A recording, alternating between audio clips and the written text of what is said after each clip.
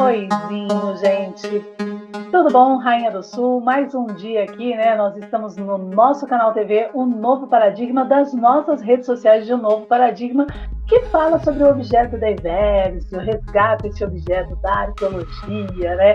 Que é, por sinal, até bem polêmico, e que, de alguma forma, acaba concluindo aquelas defesas de Kant na sua obra A Razão Pura, né? Desse tribunal de Kant, falando ali na sua obra com o objeto a priori, que é esse próprio objeto da Eversio, né? Sobre uma nova física e uma nova matemática da perceptiva, mas que na verdade sempre existiu na nossa história dialética, ou nos conduítes da nossa historicidade e história factual, né? Ao qual Heidegger determina ser positiva, mas que não tem nada de positivo, né, gente? Dessas defesas, porque a história factual positiva, ela corrompe o objeto da Eversio e a perceptiva sobre o entendimento do próprio objeto da clássica, tá? Quem acompanha o canal, né, com certeza já entendeu tudinho. Mas hoje, o que a gente vai fazer nessa premiere? Hoje nós vamos compreender, né, mais uma obra que a Livraria Paradigma está indicando para vocês, que é A Máquina do Tempo de Wells. Exatamente. Eu já abri no podcast, mas eu até tinha, quando eu tinha feito o podcast, eu acabei errando a data, então eu preferi. Então, em função disso, eu achei interessante abrir, né, novamente essa obra e trazer pontos importantes de relevância das suas defesas, tá bom? Lembrando que o Wells, ele está resgatando também a Eversio nas suas defesas desta obra que se tornou ficção. A Máquina do Tempo. Então vamos lá? Deixa eu só puxar aqui. Bom, gente, como vocês sabem, né, eu já estou dentro do meu leitor de e-book da Amazon, gratuito, né, dentro do meu PC. Ele tanto serve para PC, Android como tablet. Eu gosto bastante de ler no tablet, tá? Mas como vocês estão vendo, eu já estou dentro dele. Já estou dentro da obra A Máquina do Tempo de Wells. E agora a gente vai começar a dar uma navegada, né? Vamos aqui em autor, né? Então, o autor da obra A Máquina do Tempo é Herbert George Wells, que nasceu em 21 de setembro de 1866. Gente, é importante entender que essa época ela já está avante, né, à frente da época de Descartes na Academia de Mersenne, com Fermat, Galileu, resgatando pela segunda vez, tá, após Cristo, um renascimento, onde em Descartes, nessa academia, realmente esse renascimento bombou, tá? Porque a primeira tentativa de renascimento que a gente tem na história, para quem realmente busca a história, e ali, até como ponto relatado na obra de Sir Isaac Newton, após a Academia de Descartes, que é a obra As Profecias de Daniel, Apocalipse de São João, é a época que ele pede para resgatar todas as cabeças, né, dinásticas da França, por exemplo, né, dos reis, a partir, né, do problema de... Qual que é o rei? Do problema de... eu não lembro agora. Então ele pede para resgatar todas as cabeças desses reis, né, dessas dinastias da França.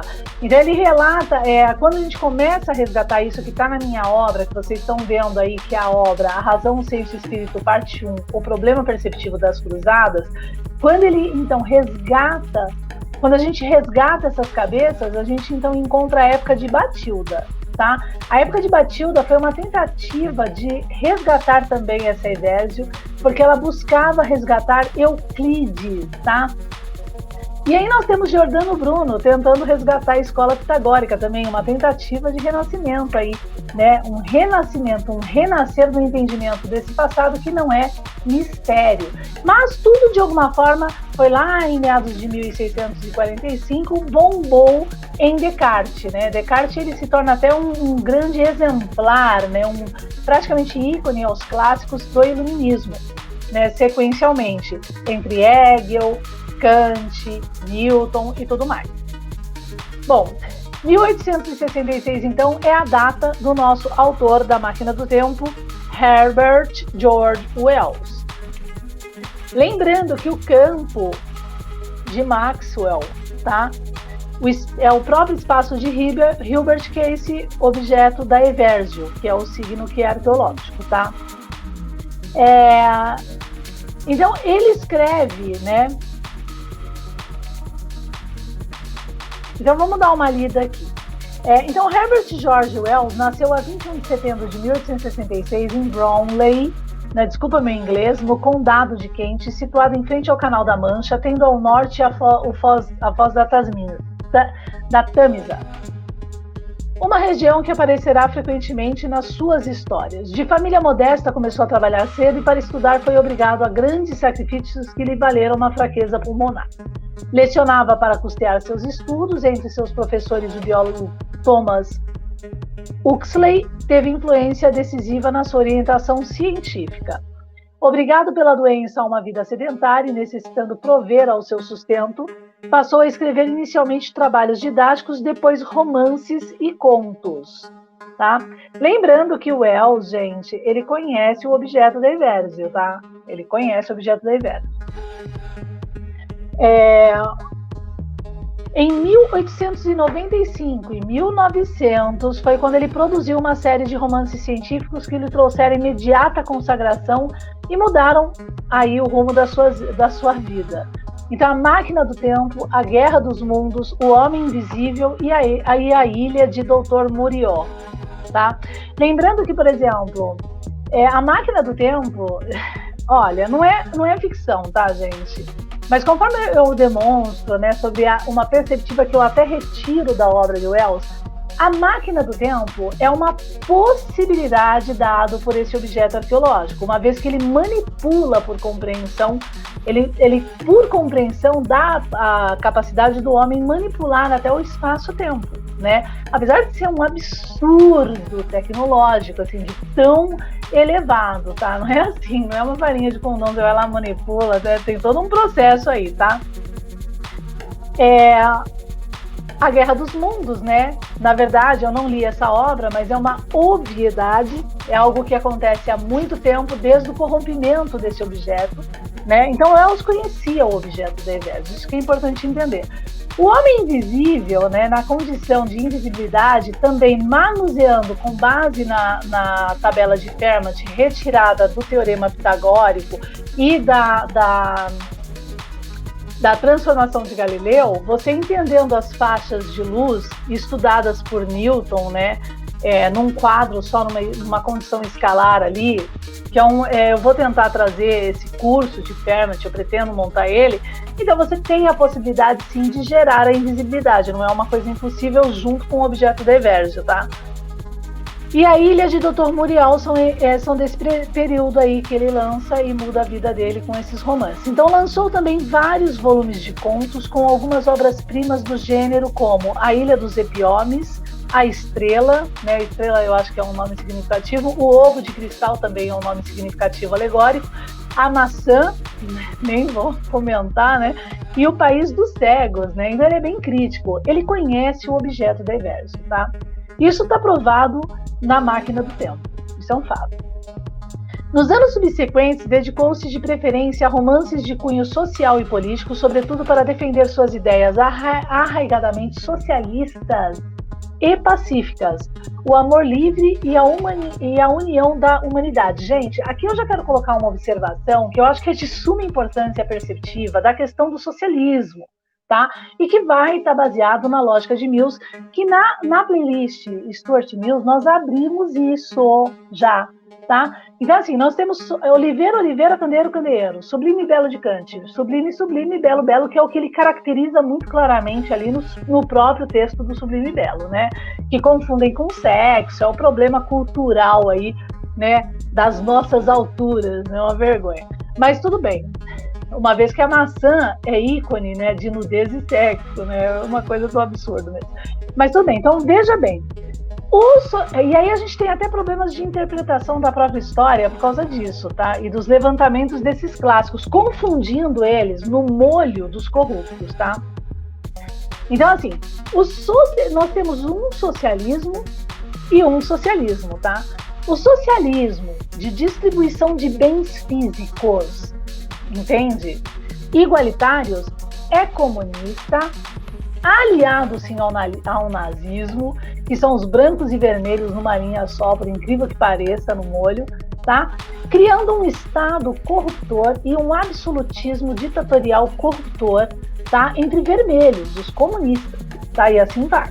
Então esse socialismo de distribuição igualitária de bens é irrefutável, não existe na própria análise das ciências naturais, né, da vida e do homem. Por exemplo, vamos colocar um fator bem simples. O meu filho nunca será maior do que eu.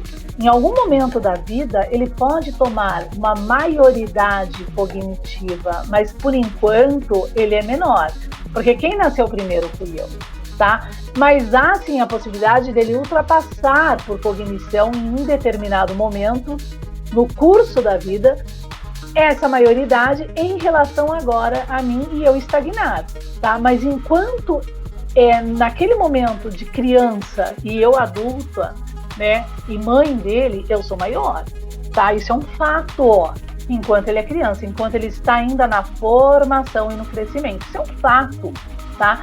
Então, o que acontece? Sempre haverão defesas do manuscrito bíblico, que é Ileata não parmênico, maiores e menores. Fato, tá? Então, o socialismo, do problema das academias socialistas, e dado até por perceptiva e compreensão da lógica de Mills, é irrefutável na distribuição de bens comuns.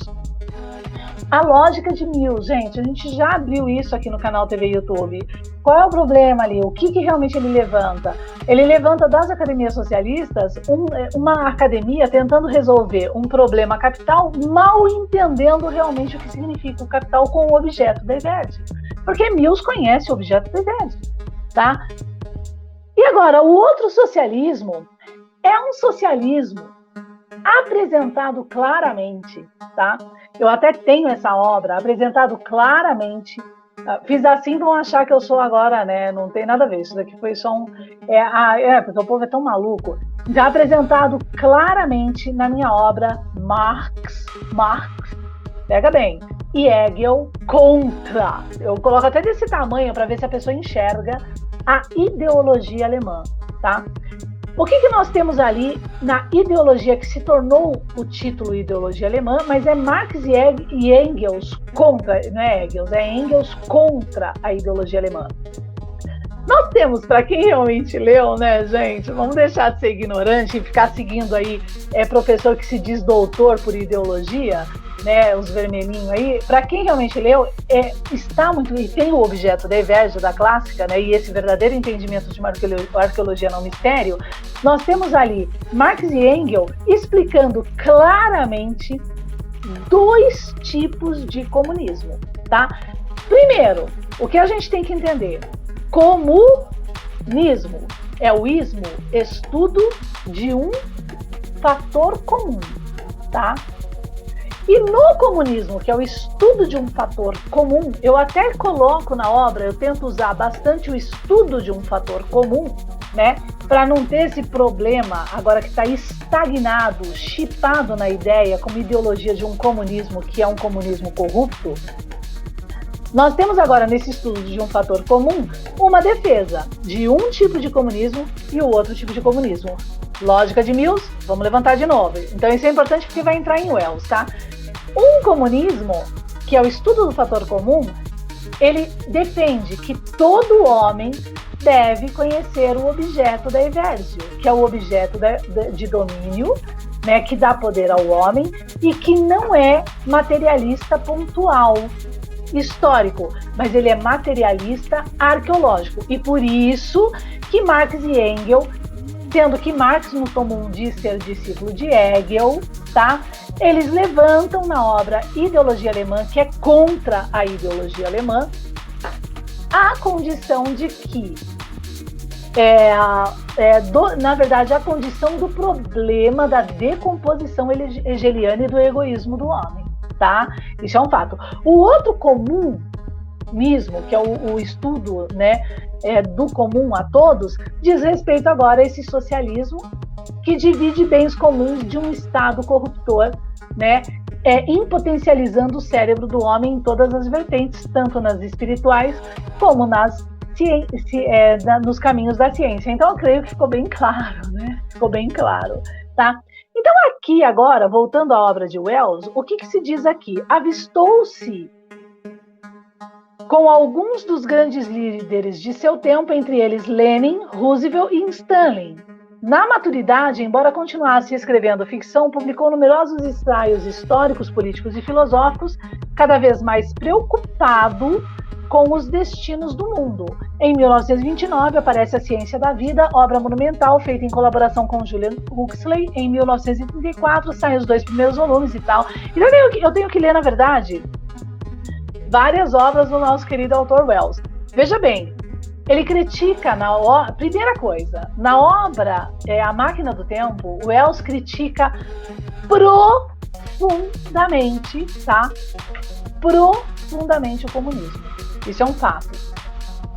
Através da Máquina do Tempo, entre eles senhores que estão debatendo essas possibilidades dentro de uma sala, né, são nobres ali de época, ele então relata que viajou no tempo, esse personagem principal, e lá na frente ele então se deparou com uma comunidade aonde o comunismo reinava, aonde todos aqueles que viviam na parte superior do mundo, eles eram, além de viver nas mesmas casas, eles tinham as mesmas roupas, tinham praticamente as mesmas idades, eles eram comuns e idênticos entre si, tá?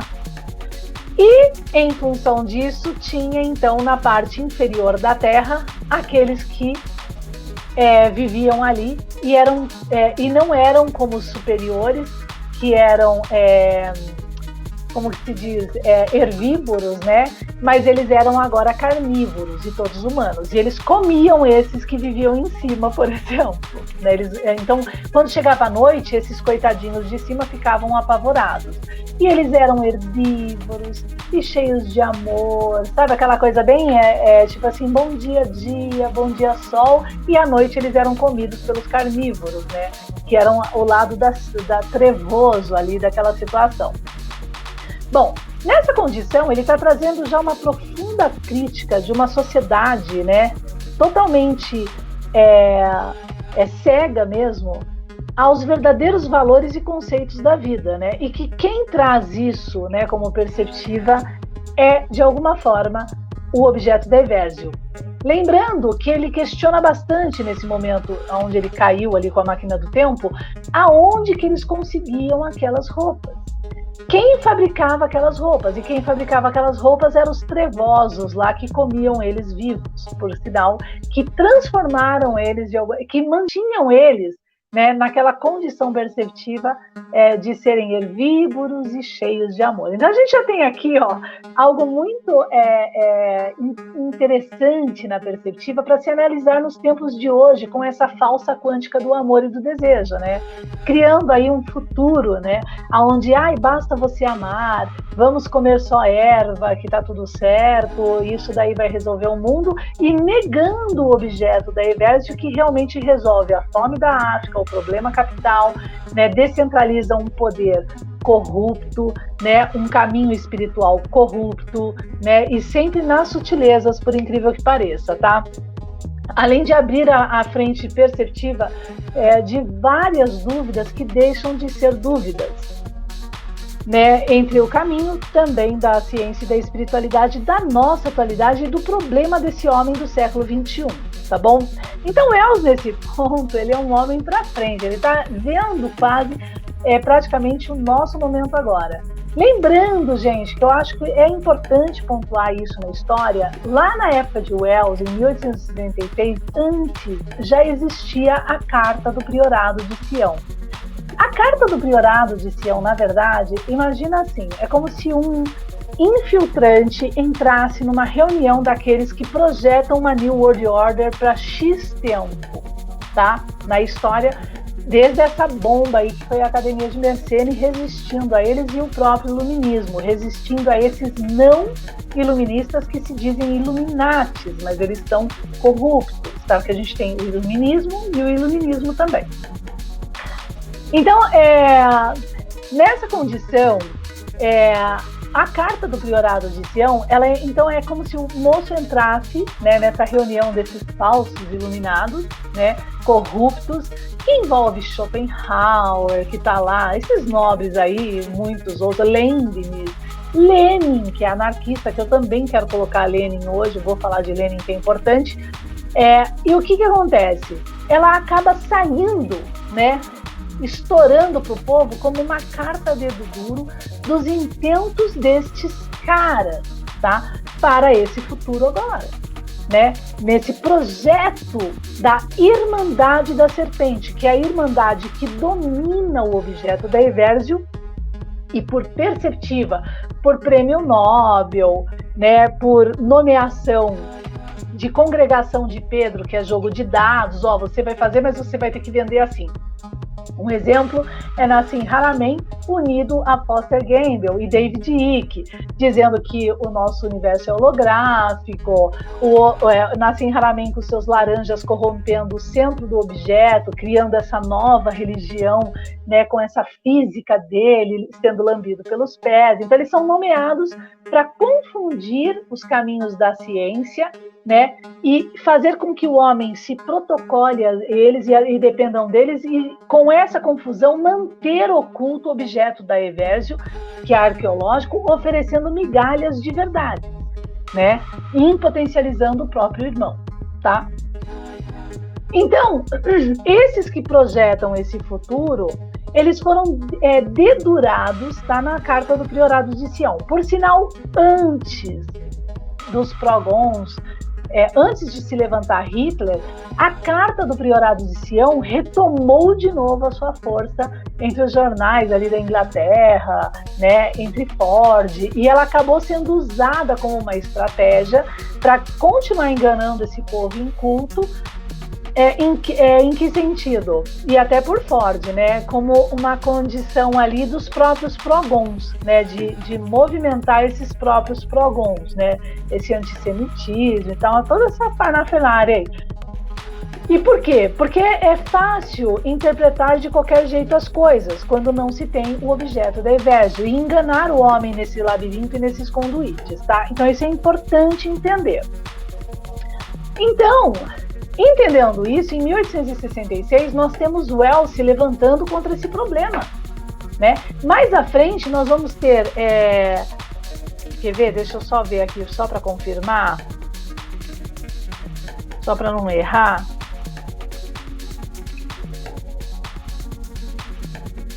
Mais à frente, na verdade até na época, nós vamos ter em 1894 a 1963 Huxley também nas mesmas frentes de defesas clássicas, né, e contrário, né, a esse poder, entende? Que sempre existiu. Então, isso é importante, gente, entender, porque lá em cima no topo, né, a gente compreende que existem pessoas que conhecem esse objeto, tá? Os que corrompem, ok? E os que não corrompem, tá bom? Então, isso é importante também saber separar esse joio do trigo agora.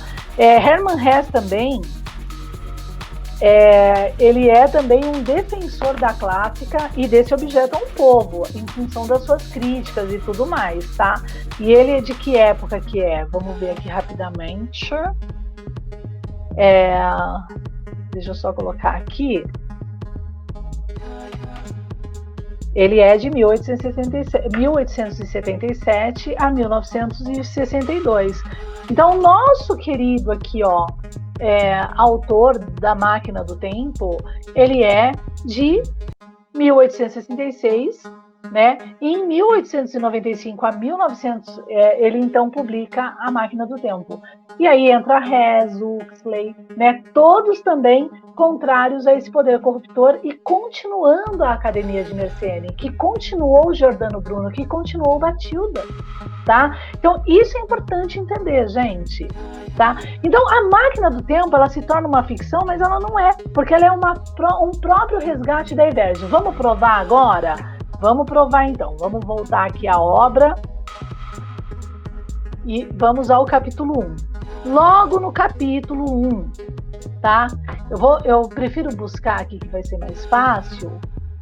Então eu vou colocar a palavra geometria, né? Que eu acho que é melhor. E vou entrar exatamente nesse ponto da crítica que eu acho que é muito importante. Gente, logo no capítulo 1, no segundo parágrafo da obra, tá? O que ele coloca? Prestem bem atenção. Vou contestar uma ou duas ideias que são universalmente aceitas. Assim, por exemplo, a geometria que nos ensinaram na escola e que é baseada numa concepção errônea, tá? O que ele está fazendo aqui? Uma Eversio. Ele está resgatando o objeto arqueológico, ele é clássico, né? A geometria, quem vai fazer isso também? Lewis Carroll, de Alice,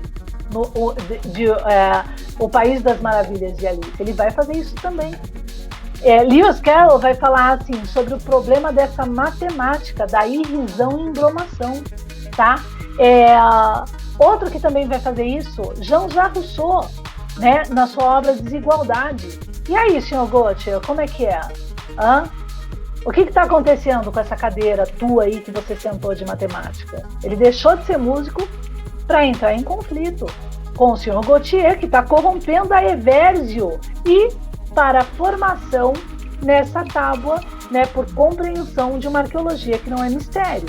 E aí a gente entra nas questões de Gadamer.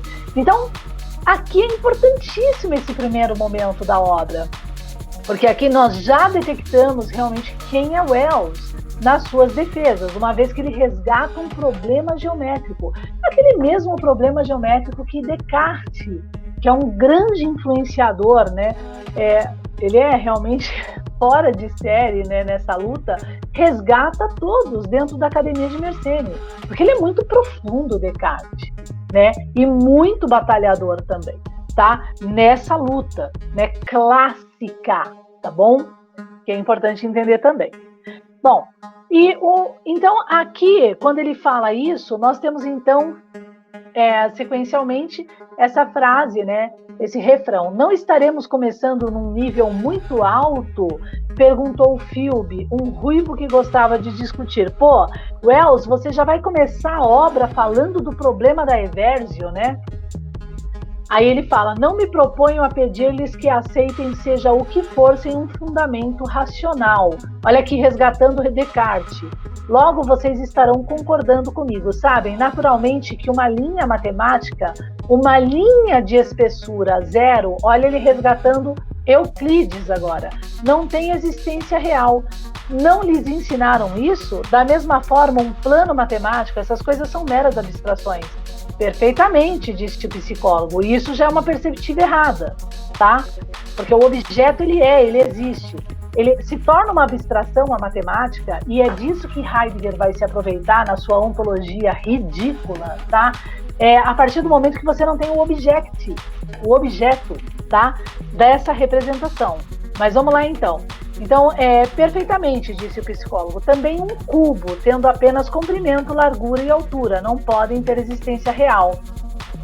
A isso oponho uma objeção, disse Philby, por certo que o corpo sólido pode existir, todas as coisas são reais. É o que pensa a maioria das pessoas, mas espere um momento, pode existir um cubo instantâneo? Não percebo, disse Philby. Pode ter existência real um cubo que não dure por nenhum espaço de tempo? E aí Philby ficou pensativo, tá? Que aí agora é o problema temporal sobre a espacialidade, tá? Vamos aqui para a próxima, deixa eu só achar o lugar para avançar. Tá aqui. Não há dúvida, continuou o viajante do tempo, que todo corpo real deve estender-se por são quatro dimensões. Deve ter comprimento, largura, altura e duração. Pronto, aí entrou na condição perceptiva de Bergson, que é uma das condições que eu estou debatendo também no Novo Paradigma.online, aqui nas nossas redes sociais de O Novo Paradigma e o Rainha do Sul. Vamos lá, gente. 4 dimensões. Mas, na verdade, são 5, porque a gente tem uma corda, dupla sobre o tempo no campo-espaço de Hilbert. Isso eu debato na minha obra Conte a eles, Alice e os 5 axiomas euclidianos, junto com o resgate da Eversio e Euclides, tá? Que é esse próprio objeto. E aí, obviamente, que contextualizo de frente Bergson, né? Então, o que a gente tem ali? A gente tem, olha só, já o problema levantado por Wells, nesse primeiro momento, aqui já é um debate de mais de 1 hora, não que vai acontecer aqui, tá? Fiquem tranquilos, eu já estou terminando. Mas, assim, do problema perceptivo da geometria, as coisas se tornam o que não são. Elas se tornam irreais, aquela imanência, de repente isso que é um objeto deixa de ser um objeto, que é essa quântica agora que está nascendo.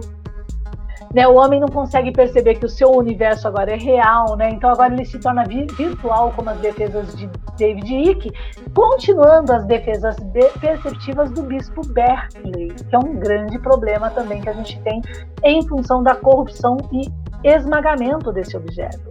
O objeto, quando ele você percebe que a matemática não é uma abstração, né? Ela é um fator verbal que explica o nosso universo e ponto passivo, ela é absoluta mesmo, tá? E aí, entendendo o universo, nós então desenvolvemos altas tecnologias. Mas como esse poder corrupto, ele não quer de homens, anjos caídos, ele não quer que as pessoas vivam realmente... eles querem hierarquizar por impotência deles mesmos, né? Porque eles não são capazes de desenvolver por eles mesmos a verdade, né? E com o objeto, né? Eles não têm cérebro. Que é até um problema que é até algo apresentado no filme O Quinto Elemento, que eu indiquei aí esse mês de abril aí, nas nossas redes sociais. Então, nessa condição... eles então sobrepujam aqueles que têm a Eversio e a verdade, que são os clássicos, plagiam e buscam ocultar essa verdade e aprisionar o homem. O próprio homem aprisionando o homem, tá, gente? Presta atenção nisso. Não é ET, não, é o próprio homem em poder, é uma vergonha. Tá? Esse é o problema civilizacional, e se acorrentando a si mesmo, essa que é a verdade. Então, essa é a defesa de Wells, falando agora sobre essa condição que não é abstrata do tempo e espaço entre o espaço tridimensional, um tempo, na verdade, que ele só define como duração, mas é um tempo duplo entre duração e variação, nesse campo de Hilbert, nesse espaço de Hilbert, e consequentemente sobreposto a uma substancialidade, que são debates aqui das nossas redes sociais de Um Novo Paradigma, tá? Fato. Então aqui você já entendeu Wells, tá? Você até deixou de lado a máquina do tempo e já entendeu realmente o que o Wells quer trazer à humanidade, ao nosso tempo de agora, tá? Então, compreendendo isso, vamos a outro fator importante, que também são agora as críticas dele sobre o problema do comunismo, que é esse comunismo que é um comunismo que divide bens de um Estado corruptor, tá? É um comunismo que ele é determinado por todos aqueles que defendem o ocultamento do objeto, até dizendo serem brancos e não vermelhos, mas são aliados aos vermelhos, tá? Dizendo que Terra é plana, né? Viva a monarquia, que é uma condição ditatorial mundial. Olavo dizendo que a Terra é plana, né, para ocultar, falando que Newton é satânico. O outro lá, da Havan, que é verdade mesmo, falando para não ler Marx, sendo que em Marx todos da casa sabem, desde a revelação, que em Marx, no tomo 1, ele diz que ele é discípulo de Hegel, que é um clássico, e que ele é totalmente a favor do capitalismo, mas existe um erro métrico que tem que ser resolvido, que já provamos na nossa playlist, tá? Né? Para que você entenda que ninguém aqui é comunista, entende? Marx nunca foi comunista, e isso arrepia os ignorantes dessa ideologia, na casa também, né? Que são, na verdade, é isso que eu queria resgatar, lenistas anarquistas. O que é o lenismo-anarquismo, gente? Eu vou levantar isso antes de falar do comunismo de Wells. O lenismo-anarquismo é aquilo que os jacobinos, né, aliados aos girondinos, que são os burgueses de época, se aliam, estes jacobinos da casa, na época, a Lenin, tá? Para então fazer de Marx um comunista, o que ele não é, através de Lenin, e gerar agora um lenismo, anarquismo estratégico social. Como?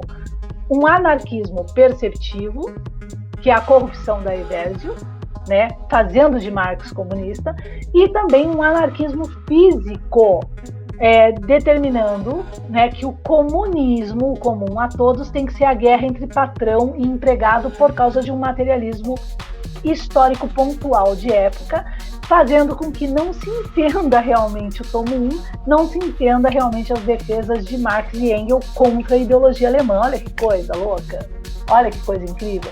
Então, todos os comunistas, lógica de Mills, do problema aí da casa, dessas academias socialistas que levantam essas bandeiras e ficam aí cuspindo Marx, são lenistas anarquistas. Tomem cuidado com esses aí, tá?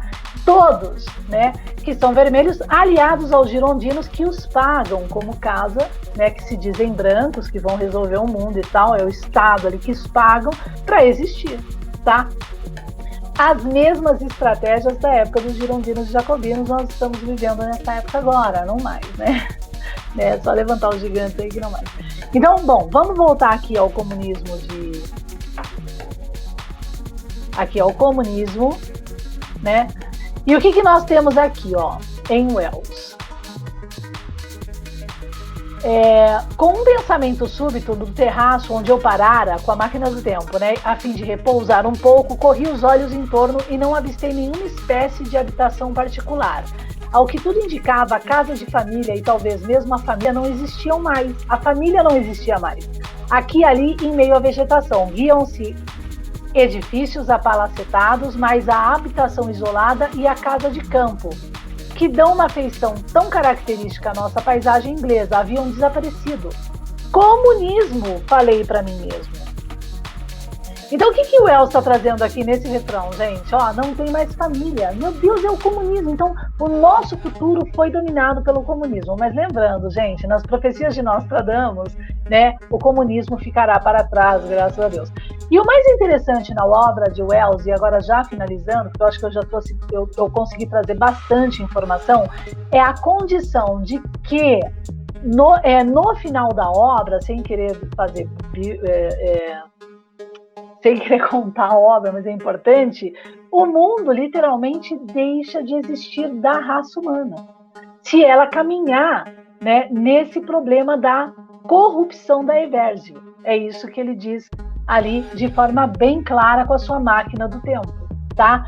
Explicando o tempo futuro. Então, o tempo futuro para Wells se torna até métrico das defesas, né? Para todo clássico, ele acaba sendo até métrico, né? Porque não dá realmente para sustentar um universo tão corrupto e dessa forma.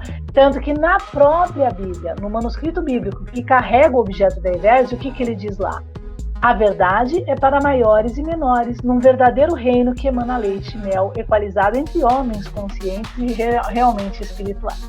Então é isso, gente. Muito obrigado. Deus abençoe a todos.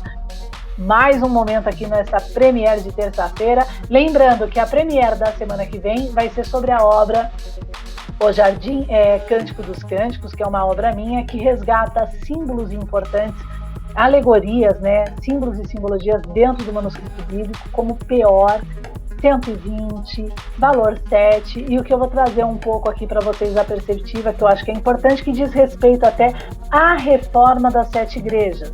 E após essa premiere, daqui 2 semanas, nós vamos então apresentar ainda no mês de abril a premiere sobre Sócrates, né, relatado na obra de Platão, Ion, e realmente quem é ele, esse homem elevado, e quais eram realmente as suas estruturas de defesa frente a um povo e aquele rapisodo corruptor construindo coronéis e césares, tá? Um grande abraço, um grande beijo, Rainha do Sul, e até a próxima.